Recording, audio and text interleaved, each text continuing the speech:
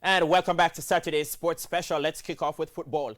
Jamaica's young Reggae Girlz have booked their spot into the quarterfinals of the CONCACAF Women's Under-20 Championship in the Dominican Republic.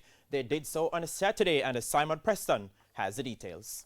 Game after game, the young Reggae Girlz have been showing comfort and composure at the CONCACAF Under-20 Championship, and their performance against Bermuda went into second gear.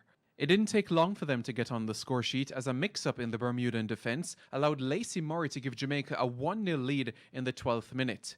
This was her third goal of the tournament. 90 seconds later, the skipper, Jodie Brown, got in on the act and powered her shot into the back of the net for the Jamaicans to go 2-0 up. This was the 17-year-old's fifth goal of the tournament.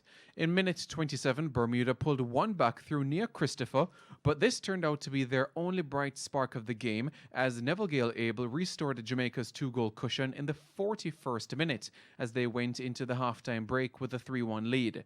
The second half was one to remember for the Reggae Girlz as Bermuda were made to pay for constantly losing possession. Chantel Parker made it 4-1 in minute 53 before Brown got her second of the game to make it 5-1 in minute 61. The Jamaicans were awarded a penalty in the 75th minute and Brown subsequently converted to secure her hat-trick. This is the first time a Jamaican was scoring a hat-trick at the CONCACAF Under-20 Championship since O'Shea Nelson Lawes' four-timer in 2015. Sydney Clark scored a double in minutes 83 and 88 to push the score to 8-1 before Brown scored her fourth of the game to wrap up a comprehensive 9-1 victory. Brown is now the tournament's top scorer with 8 goals. This is Jamaica's second biggest win in the history of the CONCACAF Under-20 Championship.